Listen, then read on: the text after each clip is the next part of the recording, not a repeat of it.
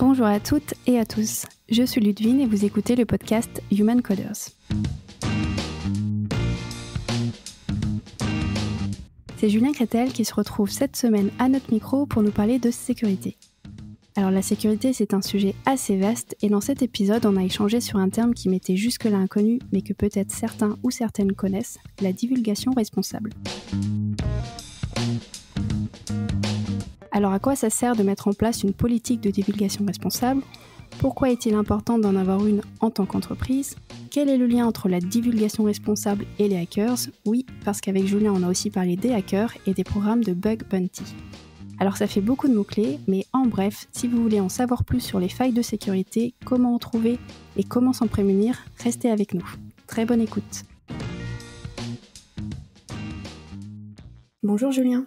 Salut Ludwine. Alors ma première question, c'est est-ce que tu pourrais te présenter s'il te plaît ?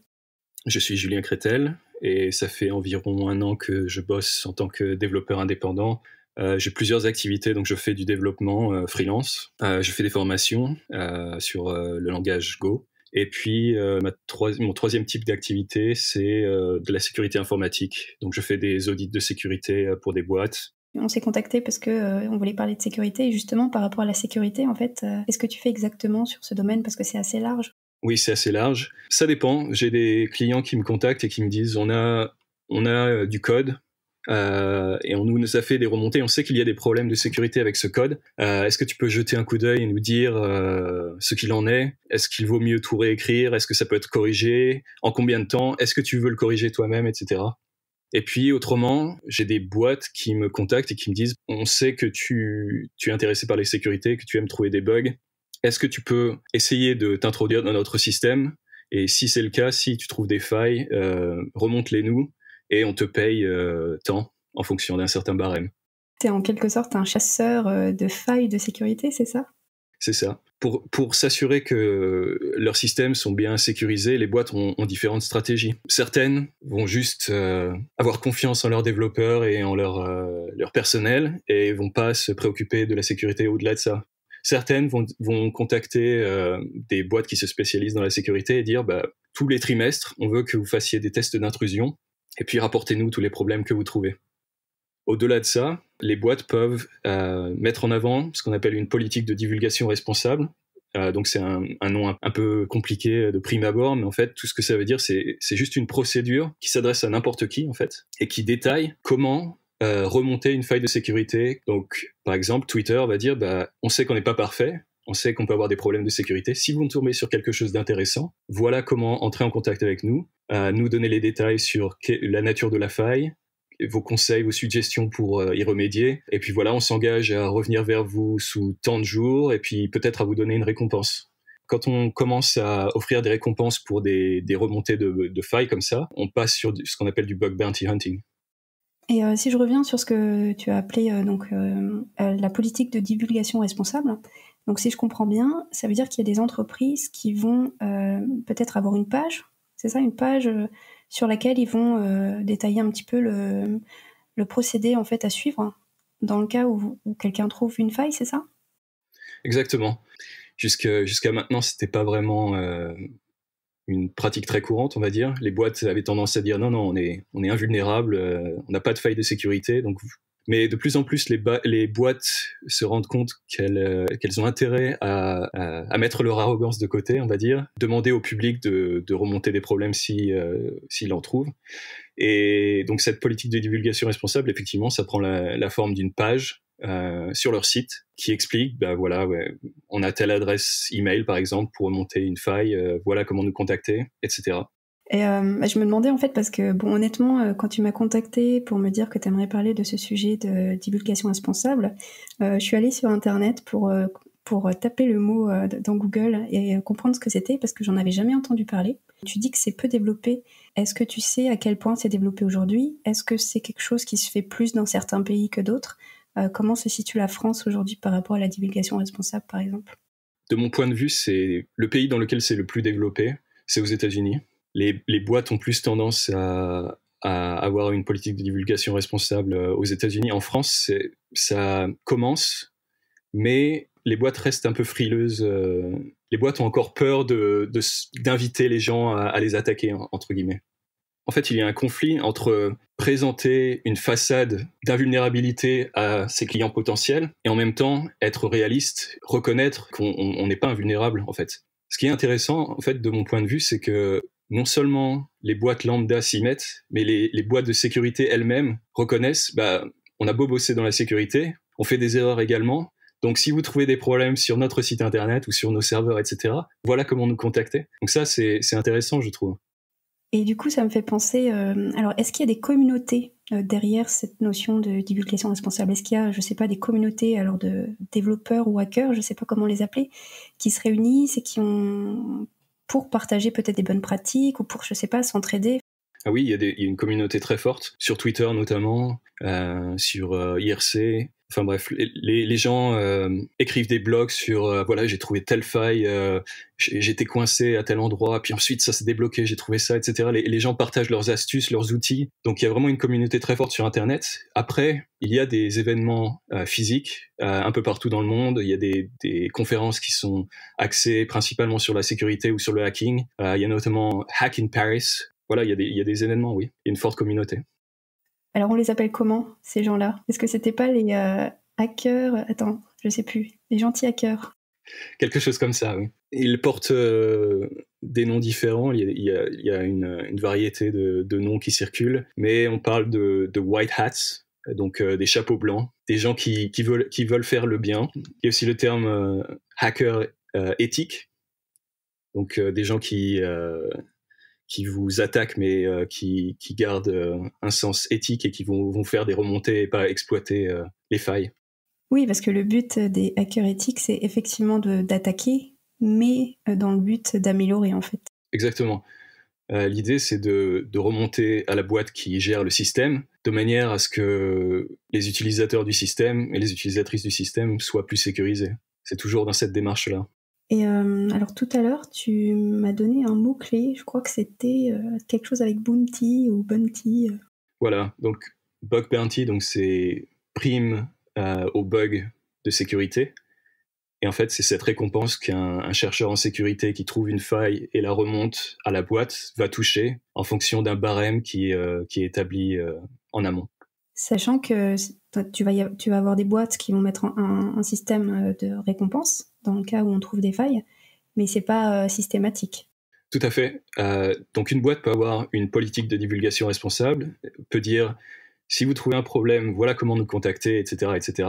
Mais rien ne l'engage à donner une récompense. En fait, le système de prime aux bugs de sécurité, c'est l'étape d'après, où on dit, non seulement on veut que vous nous remontiez des failles, mais on s'engage à vous donner tant en fonction de la gravité, de la sévérité de la faille remontée. Et est-ce que tu as des exemples là à me donner? Je crois que tu t'amuses à chercher quand même beaucoup de failles sur ton temps perso, parce que des fois je vois des petits tweets. Est-ce que tu aurais des failles en fait récentes que tu aurais trouvées à nous remonter? C'est relativement récemment que je m'y suis mis, donc je suis un peu un petit joueur comparé au reste de la communauté, mais c'est intéressant parce qu'on apprend tous les jours. Mais je participe notamment à des programmes privés. Dans ces cas-là, dans ce genre de programme, on est invité à hacker un système. C'est pas ouvert au monde entier, c'est seulement une liste très restreinte de gens qui sont invités à hacker un système. Et donc récemment, oui, j'ai trouvé un truc assez intéressant qui s'appelle un Server-Side Request Forgery. En gros, on force un serveur à lancer une requête vers un autre serveur. Et ce que ça permet de faire, ça dépend en fonction du système, mais dans ce cas précis, le serveur que j'ai attaqué était censé envoyer une requête à un serveur bien précis, sauf que j'ai réussi à détourner le truc et à le faire envoyer une requête vers un serveur que moi je contrôlais. Du coup, j'ai vu, en inspectant les en-têtes de requêtes, j'ai vu qu'il y avait des données sensibles. Il y avait une clé API que j'ai récupérée, qui était censée appeler un service tiers, et du coup, je pouvais utiliser leur clé API et utiliser ce service tiers pour mes fins personnelles. D'accord. Et est-ce que parfois, quand tu trouves des failles et que tu contactes des entreprises, est-ce que en face l'entreprise est toujours contente, te dit éventuellement merci, ou est-ce que au contraire, je sais pas, peut-être qu'ils s'en moquent, peut-être que, enfin, quelle est la réaction en fait des gens quand tu trouves une faille et que tu les contactes? C'est une très bonne question, Ludivine. La réaction la plus courante, c'est pas de réponse. Pas de réponse. Et a priori, si je me base sur les tests que j'effectue en aval, la faille n'est jamais corrigée. D'accord. C'est surtout les boîtes qui n'ont aucune politique de divulgation responsable. Peut-être que c'est pas le bon service. Enfin, je sais pas si du coup, comme elles n'ont pas de divulgation responsable mis en place, c'est peut-être pas les bonnes personnes qui reçoivent le message et peut-être qu'elles prennent pas les choses au sérieux, je sais pas, ou qu'elles ne transmettent pas l'information. Exactement. On va tomber sur une adresse email lambda, genre contact@blablabla.com. Et là, on sait que c'est un trou noir et qu'on n'aura jamais de réponse. Une autre tactique, c'est essayer de contacter le support technique. Mais en gros, les gens du support technique ont un script et ça tombe pas dans leur script, ils savent pas comment répondre en fait. D'où l'intérêt en fait de mettre sur pied, si vous êtes une boîte qui a une présence sur Internet, une politique de divulgation responsable pour justement guider les gens qui ont une bonne intention et veulent vous remonter des failles. Là, ça les guide et ça leur explique exactement comment entrer en contact avec vous et contacter les bonnes personnes au sein de la boîte qui seront à même de résoudre le problème. On va soumettre l'idée à Camille et Mathieu pour Human Colors. Pourquoi pas ? Il y a différentes approches à la façon de mettre en avant une politique de divulgation responsable. Il existe une proposition de standard pour permettre de trouver les politiques de divulgation responsables quand elles existent plus facilement. Ce standard s'appelle security.txt. D'accord. Et en gros, donc, tu peux trouver comment ça marche sur Internet, mais l'idée, c'est juste de mettre la politique de divulgation responsable sous un chemin bien précis du domaine racine. Comme ça, les hackers savent exactement où chercher si ils ou elles veulent remonter une faille. D'accord. Et est-ce que tu as un exemple à nous donner ? Là, tu parlais de Twitter au tout début. Est-ce que ce serait quoi, du coup, l'URL, là, si tu veux aller sur leur page de divulgation responsable ? Si tu vas sur twitter.com/ Ouais. donc .well-du6 known. Ouais, et ensuite ? Et ensuite, donc / et security.txt. Alors ça ne marche pas. Essaye Facebook. Mais justement, toutes les boîtes ne l'ont pas adopté, mais plus tu... voilà. On voit là l'intérêt en direct d'avoir réellement des standards. Ah oui, alors effectivement, Facebook, ça marche. Enfin, j'ai 4 lignes, hein, mais au moins, il y a une marche à suivre. Voilà.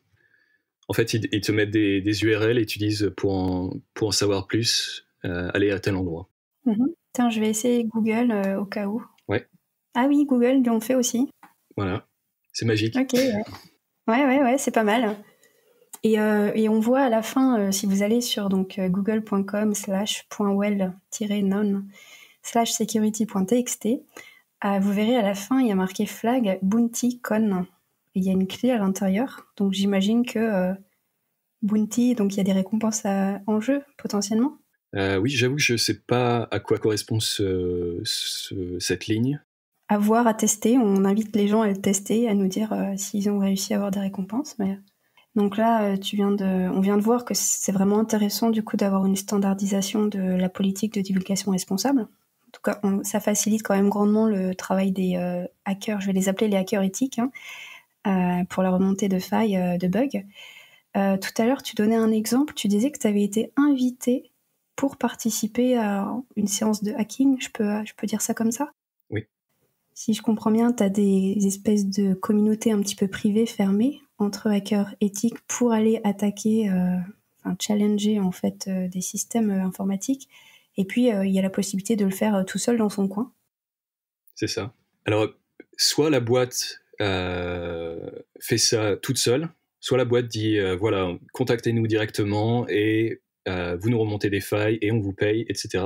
Ou alors elle peut faire appel à une plateforme extérieure qui est spécialisée dans le bug bounty. D'accord.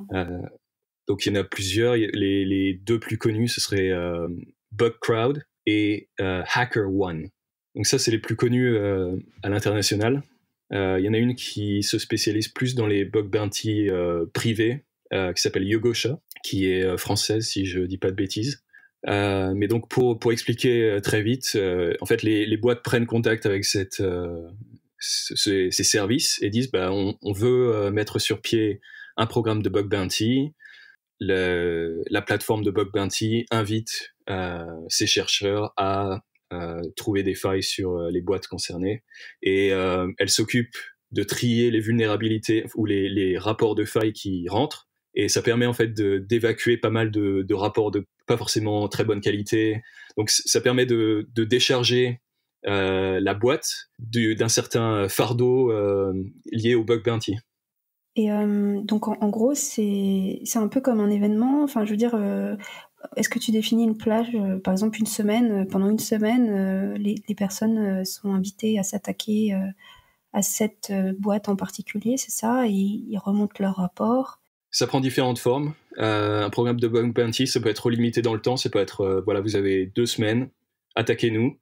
À l'inverse, ça peut être en continu. Et c'est ça qui est intéressant parce que traditionnellement, les boîtes, pour vérifier qu'elles étaient sécurisées, elles appelaient une boîte qui était spécialisée dans les tests d'intrusion, et puis tous les trimestres, elles bloquaient 2-3 jours.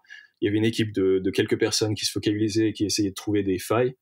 Mais l'intérêt, c'est vraiment de se poser la question, est-on sécurisé de manière continue plutôt que de manière ponctuelle?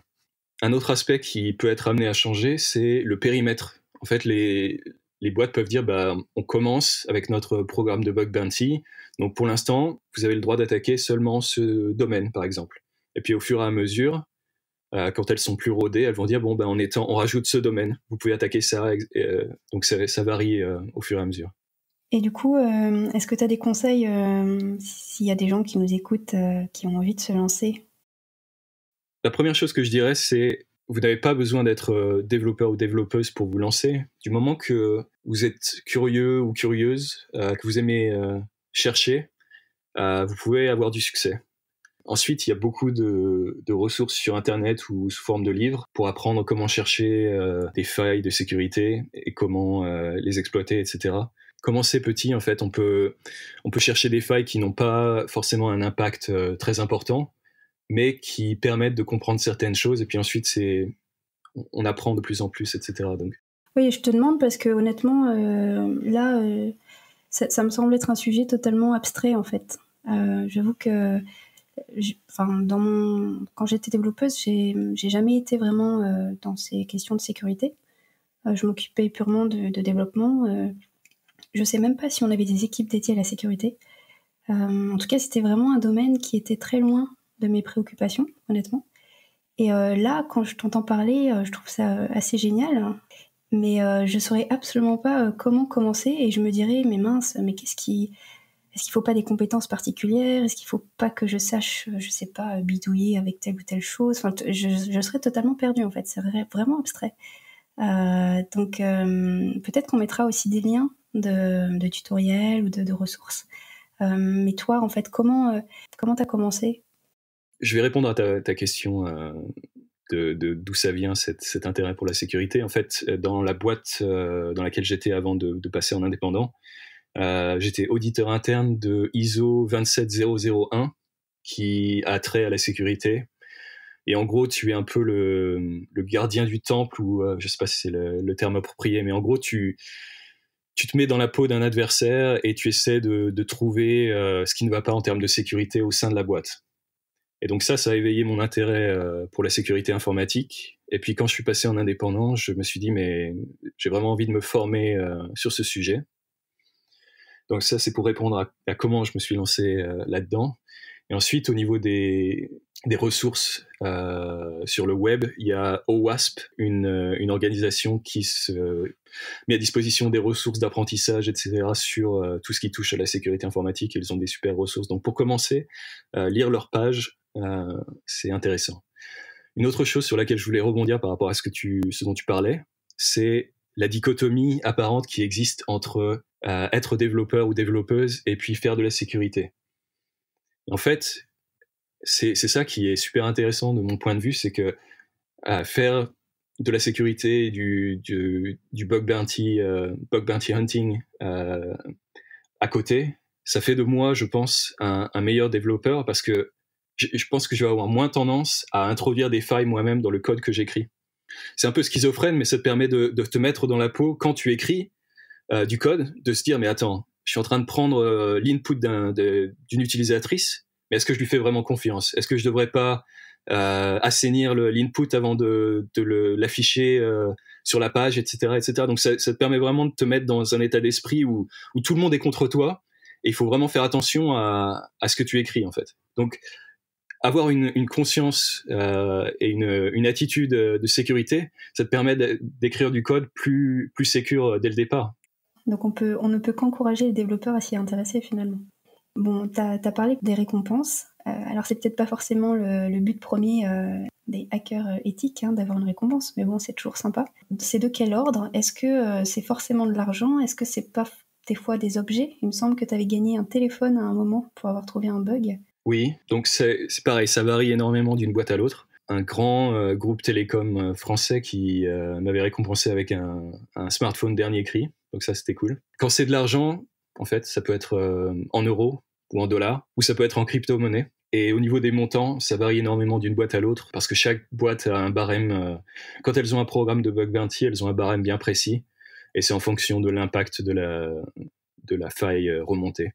Pour te donner une idée, par exemple, une boîte comme Starbucks, donc si tu trouves une faille qui s'appelle Subdomain Takeover, donc en gros c'est la prise de contrôle d'un sous-domaine, c'est-à-dire que tu contrôles le contenu servi par un sous-domaine de starbucks.com par exemple. La boîte va te payer $2000, donc c'est pas négligeable. Mais après, ça peut monter très haut. Il y a des boîtes qui donnent des récompenses de plusieurs dizaines de milliers de dollars pour une faille importante. Donc les gens qui sont très bons font leur vie avec ça, ne font que ça. D'accord. Est-ce que, justement, tu parlais d'exemples de failles, est-ce que tu peux nous en donner d'autres qui sont typiques, histoire que ce soit un petit peu plus concret? Donc une faille qu'on voit de moins en moins, on va dire, c'est une faille d'injection SQL. En gros, c'est quand toi, en tant qu'utilisatrice, tu es capable de modifier la structure d'une requête SQL que le serveur va effectuer. Et du coup, ça te permet d'explorer, de lancer des requêtes contre la base de données que le système n'avait pas anticipé. Donc, tu peux, par exemple, sortir des informations, des données sensibles sur les utilisateurs, les utilisatrices du système, et pas seulement les tiennes. Et tu peux exfiltrer toutes les données comme ça.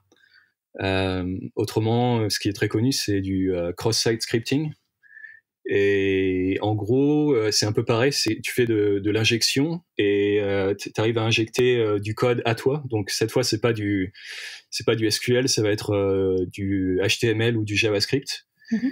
Et ça va te permettre par exemple, de lancer depuis le navigateur des utilisateurs ou des utilisatrices, de lancer une requête vers un serveur, peut-être un serveur que tu contrôles, et du coup, ça te permet de récupérer des cookies sensibles, par exemple.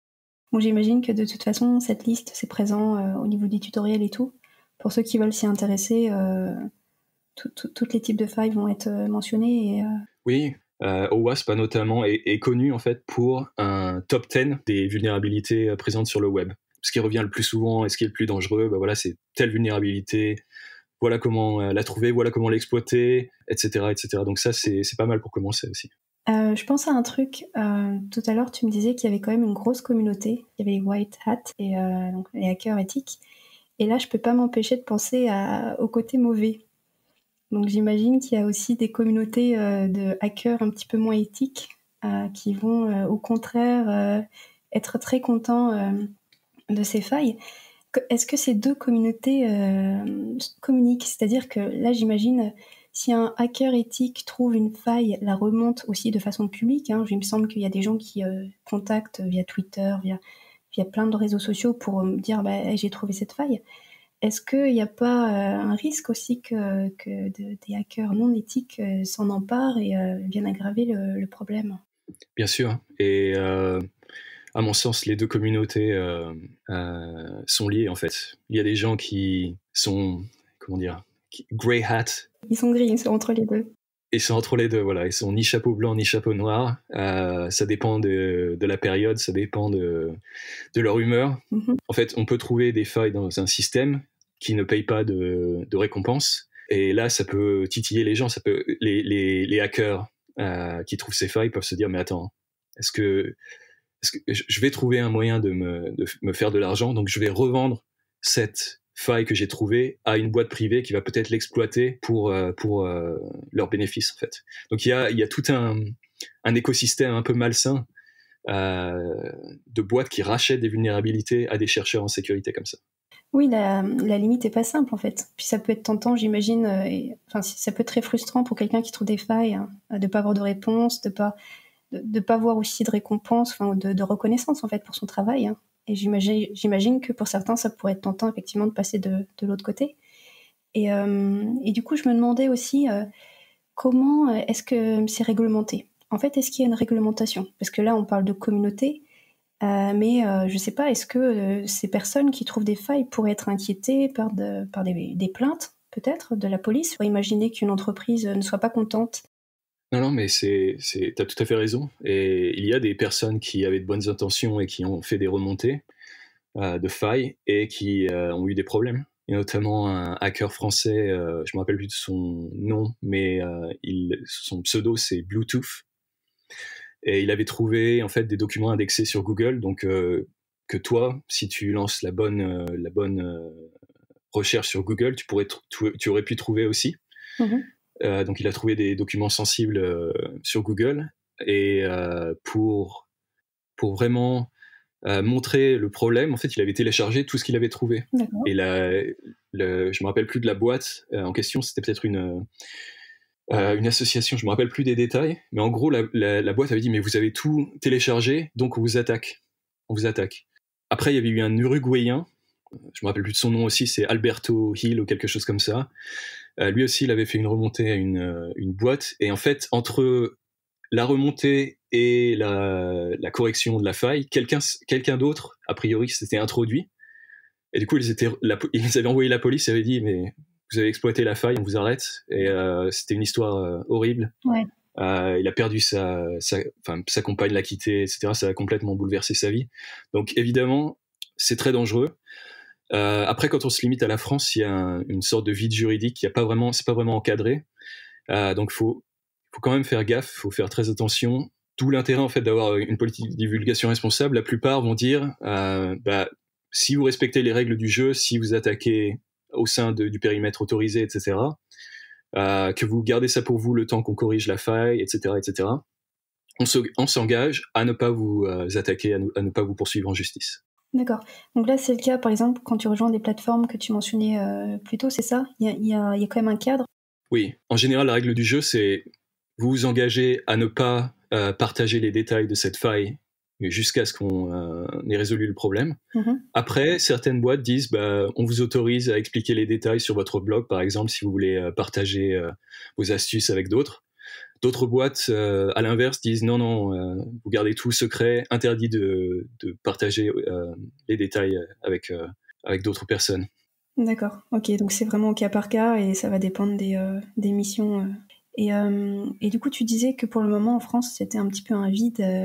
Il n'y avait pas de loi, il n'y avait pas tellement d'encadrement. Est-ce que tu sais s'il y a des collectifs peut-être de hackers qui essayent de faire bouger les choses ?